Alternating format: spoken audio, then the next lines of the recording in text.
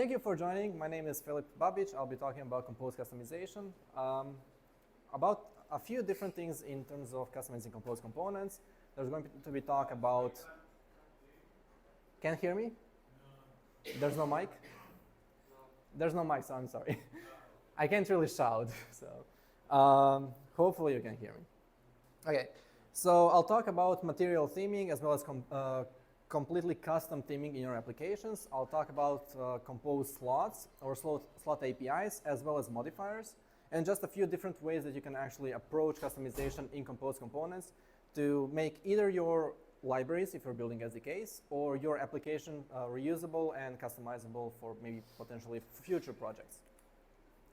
So a bit about me. As I said, my name is Filip. I've been working in Android since 2015, something like that. I'm currently an Android developer at Noom.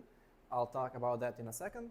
And I've done a lot of different things like conferences, wrote books for various topics in Kotlin and Android in general.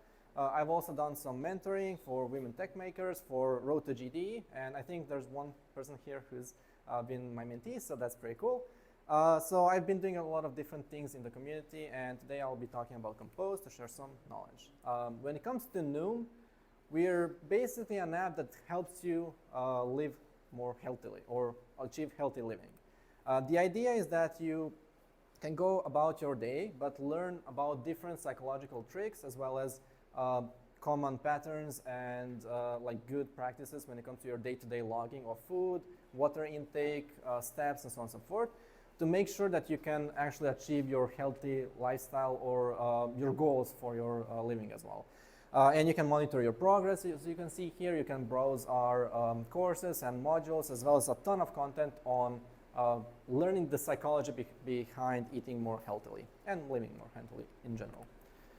So the content that I'll talk about today, as I mentioned, is going to be about theming, about custom components, about custom themes as well, and using modifiers in an effective way through 4 different approaches for modifiers. Then I'll pivot into a larger part of my presentation, which is about slot APIs, and I'll talk about layers of slots, at least the ones that I recognize, as well as different types of slots that you can have in your components and how to actually customize them and provide a good experience for your users. So let's start with the most basic approach to customization. But first, let's think about what do our users actually want to achieve. So if you're a user of a Compose API, if you're trying to utilize someone else's component or maybe even an internal component that your company built, you generally want to achieve these 4 things. You want to apply specific branding or theming based on your feature, based on your application, your project. You want to make sure that the form of the component is correct so that it looks like you want it to. You want to make sure that the behavior as well as the functionality or the user interaction is all there, and you can do it through 4 different things as I mentioned. So you can do it through theming, you can do it through different slot APIs, through modifiers, and some other parameters that you can pass into modifiers through action handlers.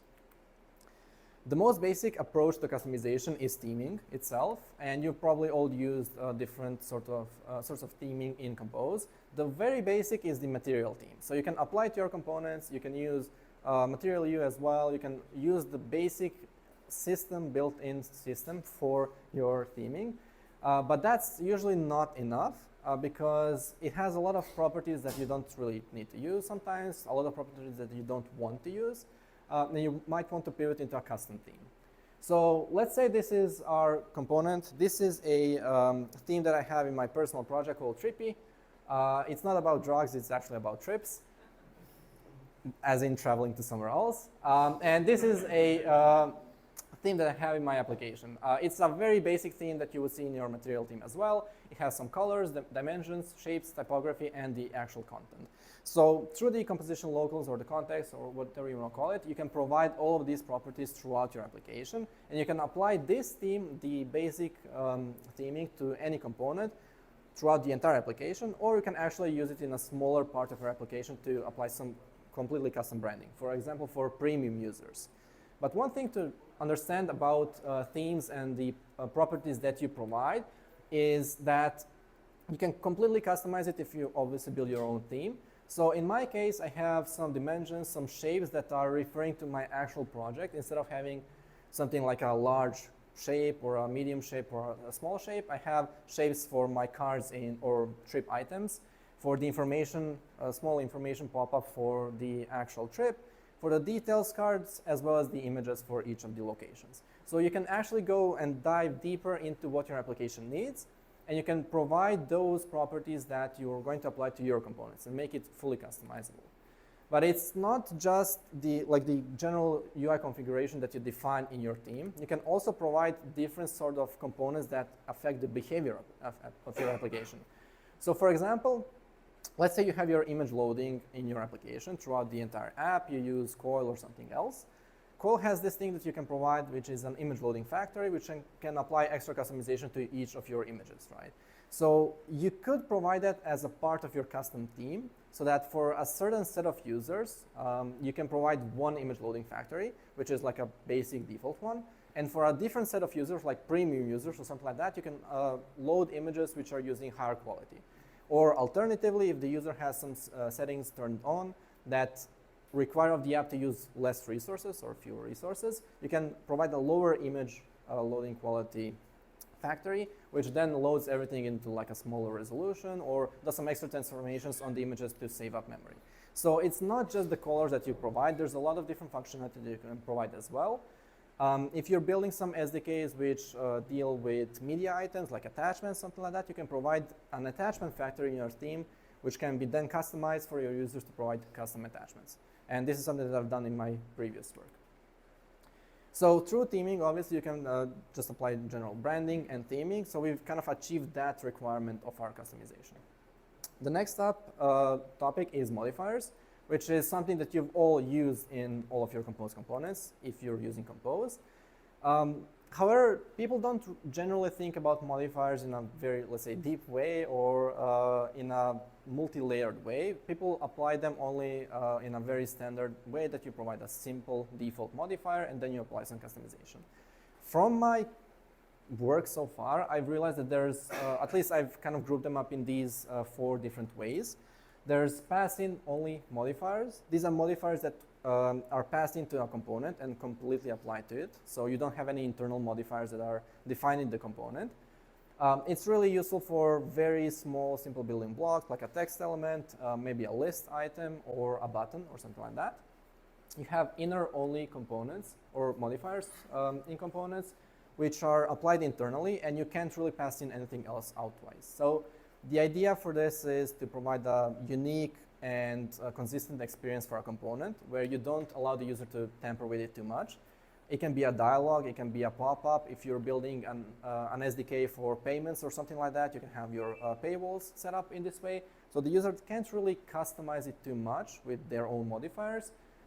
They can only apply some outside customization through, for example, theming. There are 2 other modifiers that are applied to the component with potentially internal modifiers. So there is pass-in as root. This is when you have a root component, root modifier component, where you take the modifier that the user passed in and you apply it as the root modifier and everything else comes internally. So this is when you want the user to define some of the baseline behavior or form of the component, and you still get to customize it afterwards or maybe even override it if there's something that is against your SDK or API design. And pass-in as suffix, let's say, is the opposite of that. So you pass in all of your internal modifiers first, and then the user comes in and applies their custom modifiers if they want to override some behavior. So let's take a look at a simple example, a greeting text. This is one of those components that I mentioned that might not actually need any modifiers or can only use internal modifiers or only pass in based on your experience. So here we have a pass-in modifier. It's applied directly to the text element, and that's it. So the only modifiers or the only customization that's applied is through the call site. Alternatively, if you want to define a greeting text element, which is pretty much always the same, let's say, and always has the same set of modifiers. So in here we have a border, we have some padding, an alpha, as well as the background color for the modifier, and then you apply the text. So this can be like a label in your application, a small title, or something that is very commonly used but not very commonly customized. However, this doesn't mean that the user cannot customize this, because you can pull all of these properties that are passed in to modifiers through your custom theme. So this way you tell the user, okay, you might not be able to change the size of the component, even though you can expose it through a modifier here as well. You might not be able to change the color or something specific to this text element, but you can still remove the border, but by maybe adding it to 0dp, adding a different color, or even removing the padding, the alpha, or the background. So the user has some control, but they're not able to pass in some external modifier to potentially, let's say, add click listeners or something like that. So this is useful, as I said, for components where you want consistent behavior, but the user can still kind of tamper with it a bit. Pass in as root is our next example, as I mentioned. So this is when you do allow the user to pass in a modifier. You might still apply some internal modifiers which can be customized by the user through the theme, but the user has the ability to also pass in something themselves. One thing to note here is obviously the order of modifiers matters.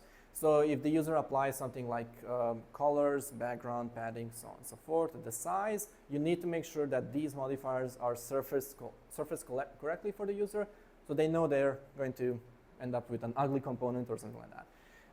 The idea here is that the user can also add some functionality to this component by applying a modifier with clickability, with gestures, so on and so forth. So it's more open to the user for extending, but at the same time, there's also some general internal behavior that's always consistent.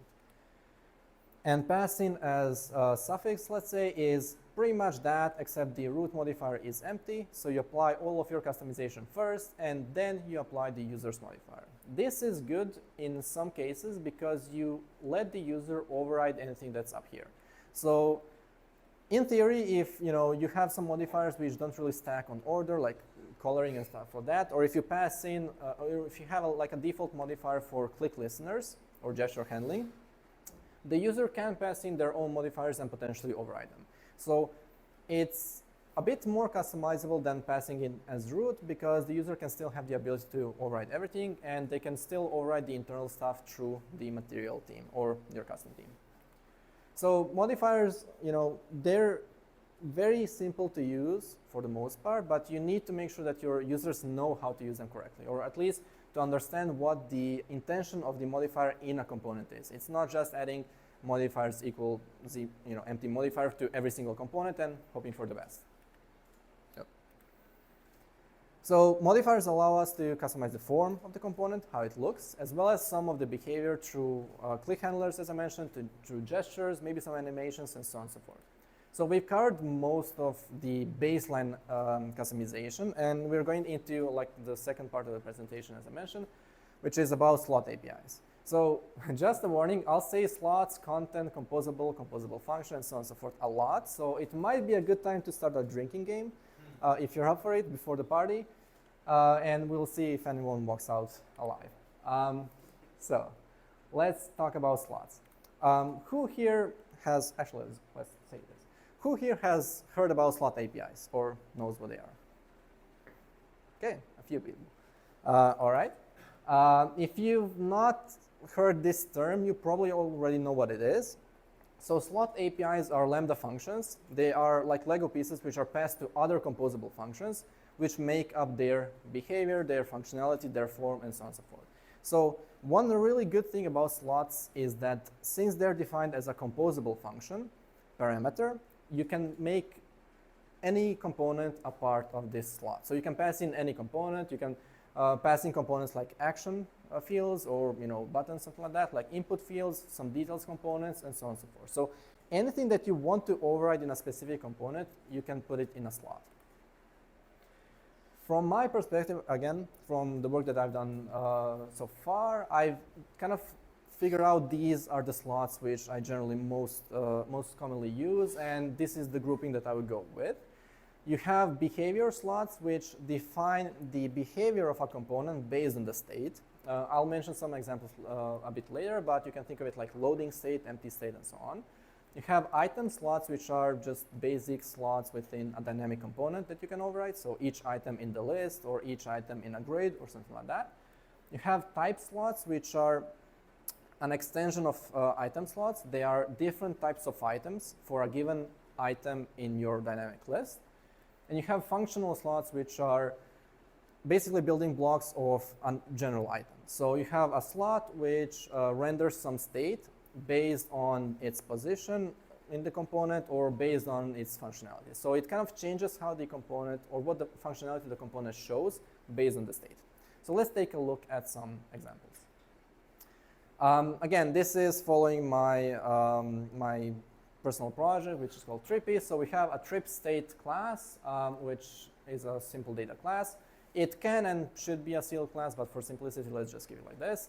It has a list of trips as its property, a couple of flags for loading, if we're loading the initial payload, or if we're loading more items for lazy loading.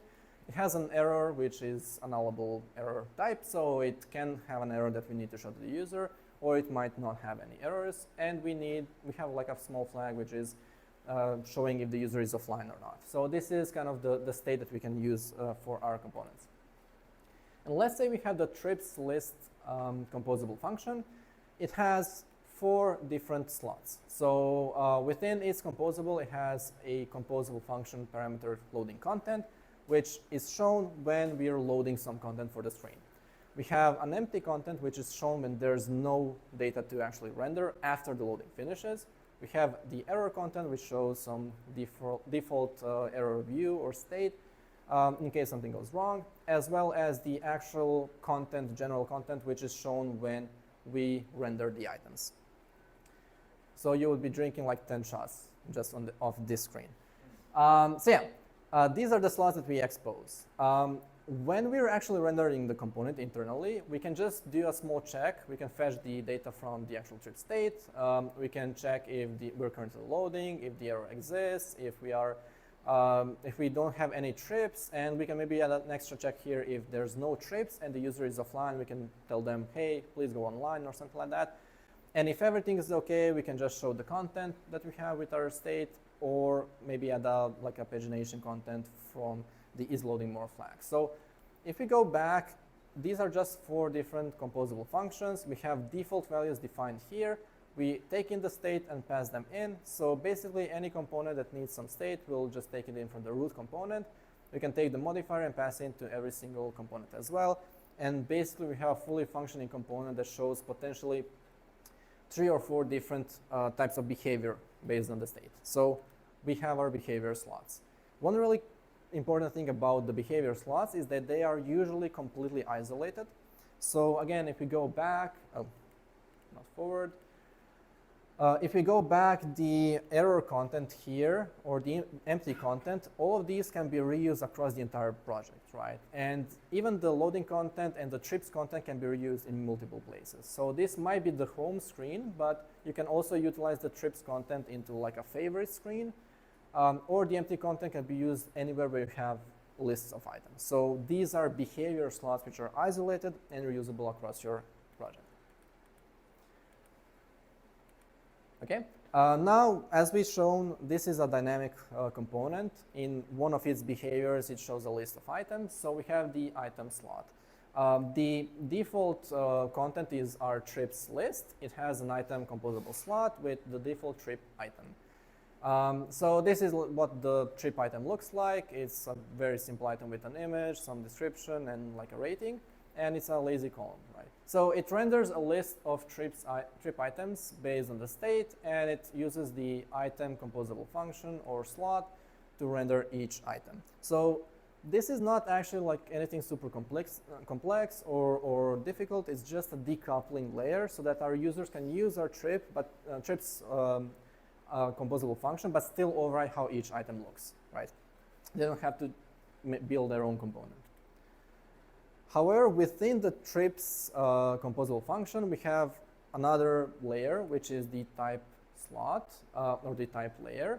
And let's say the default trip item is defined like this. We get the trip that we want to render, the click listener, and there's a few different types of items that we render. In this case, we have the sponsor content, limited offer, and regular content. So I've kind of added some images here. This is the sponsor trip item. This is the limited offer one. you can kind of see they're pretty much the same items, except the sponsor has like a yellow background as well as some notes here, and the limited offer content has an extra timer which shows how much time is left to get this limited offer for this trip, right? The logic is, again, very simple. We just say, okay, whatever our checks are, if the trip is sponsored, limited offer, or just a regular item, we render the content that we want to render, right?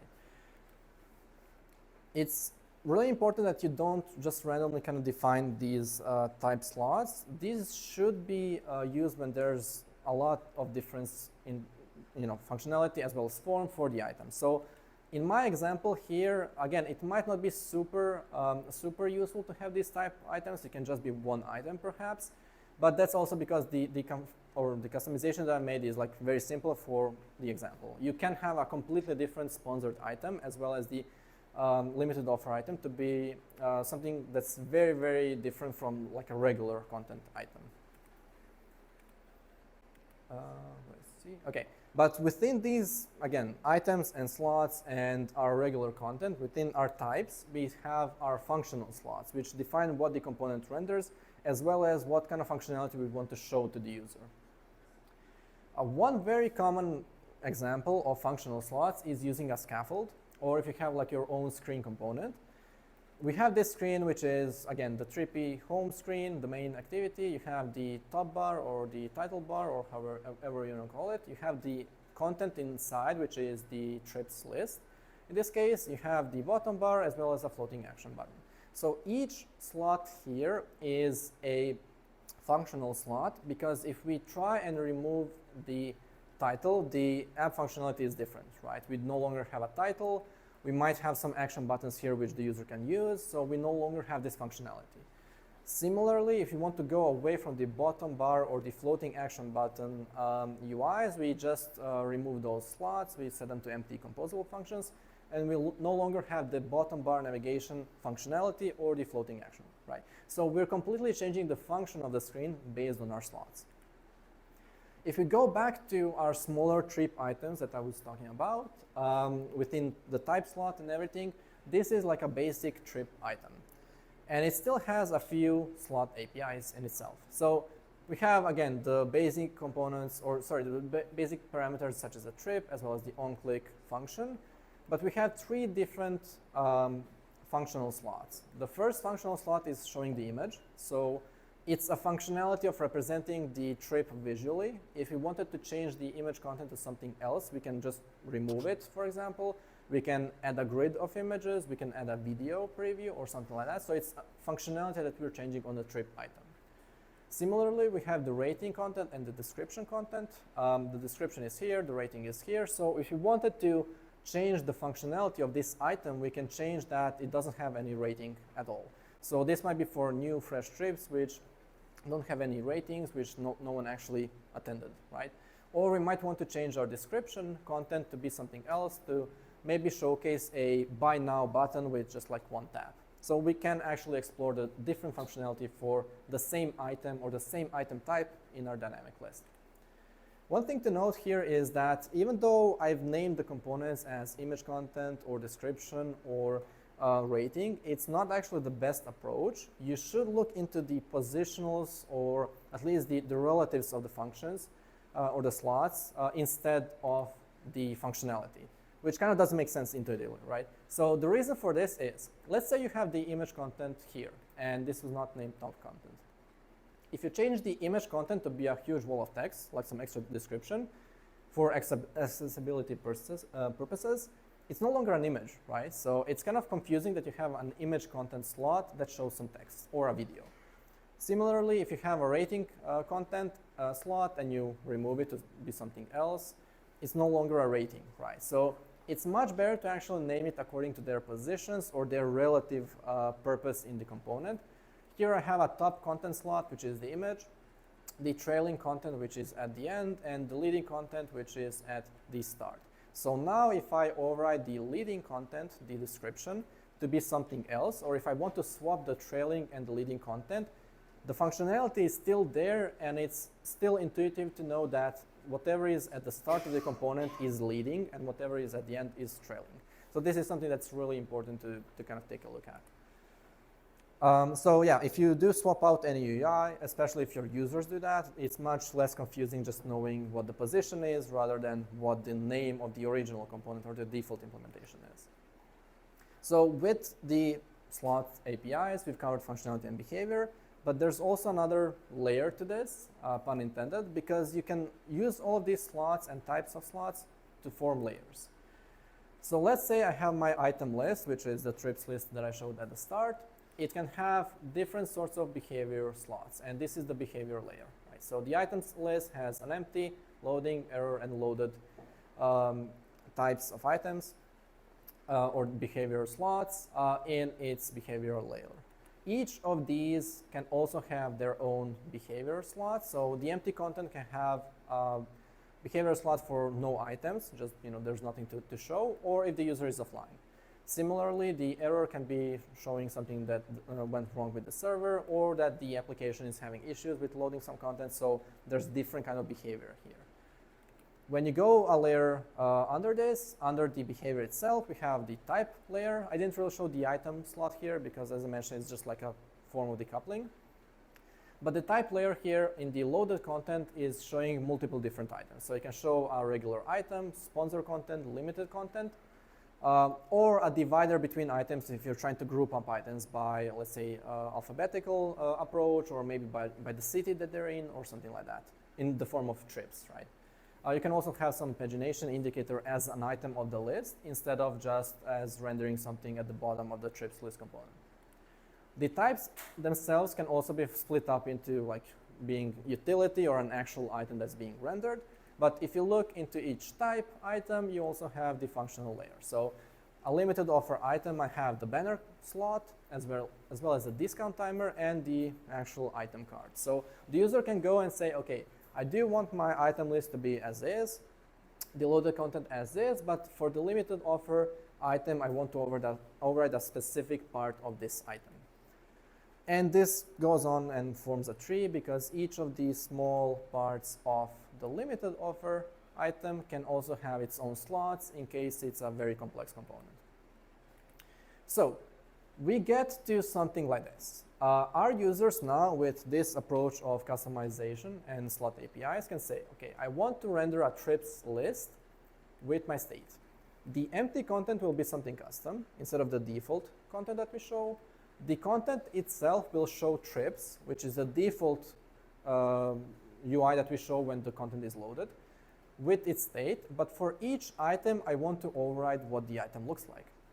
So I can take the trip item component and maybe remove the image, or keep the default rating content, and maybe customize the default, customize the description content, or basically this is the leading content to be something custom, or maybe I can use the default content as well. So as I mentioned, the top level part can customize one of the behavior slots. The items themselves are customizing the item slot.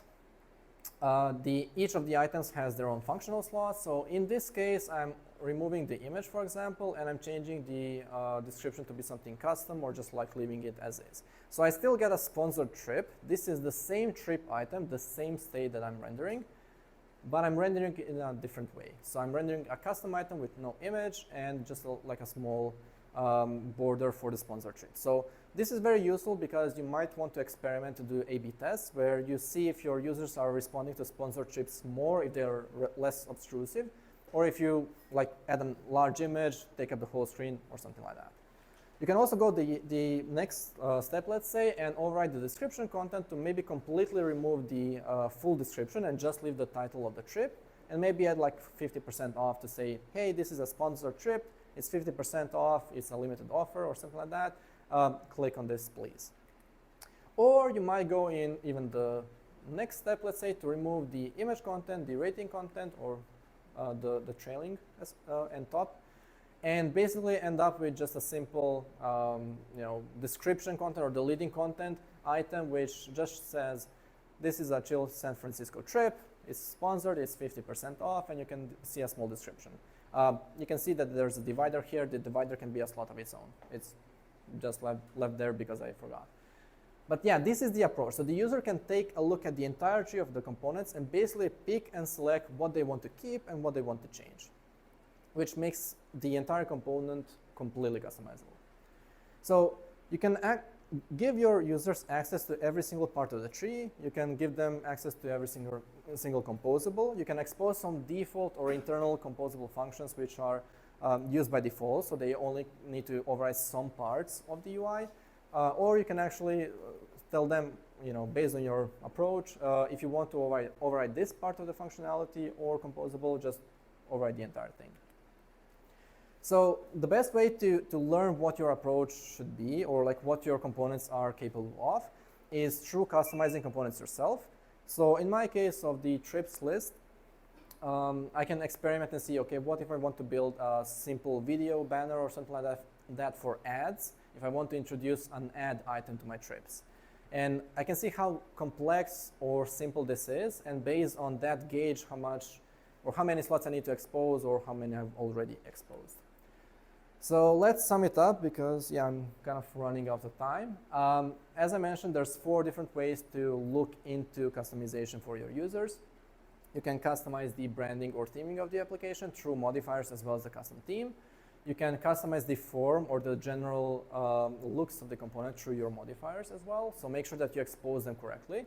You can customize functionality through slot APIs as well as modifiers to a degree. So you can add functionality of, again, animations, clicks, and gesture handling through modifiers. And behavior, again, is generally customized through slot APIs, but you can also expose action handlers. So you can have your trip list item take in a parameter of the onClick listener, and the user doesn't need to override any of the components, but just the click listener. So it does something else when the user clicks on the item in the list. So through that, you're exposing an action handler instead of a slot, and the user doesn't need to override any of the UI. And kind of to wrap it up, customization in Compose is pretty simple for the most part, but it can also be very complex based on your use case. So if you're looking to be a user of your components, you might not need to dive into like this whole component customization slot API theory. You can just provide a few slots and a few layers here and there for your internal use. But if you're trying to reuse your UI as much as possible, or even ship it as an SDK, I would definitely suggest that you go through each of your components and look through customizing them yourself to see what makes sense or doesn't. So for example, in my previous work, we were building a message list component as well as like a bunch of messaging UI.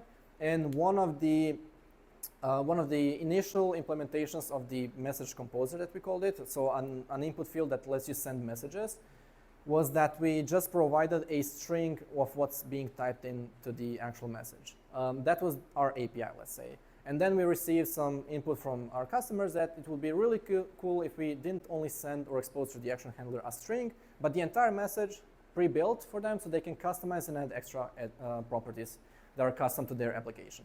So it's one of those things that then we were building like a simple component at first, but then we realized, okay, we need to expose more functionality for our users because that's the way they want to customize it. So yeah, that's it from my part. Hope you've kind of learned some more things about composables, about slot APIs, about modifiers, and so on and so forth. And we have some time left, so are there any questions?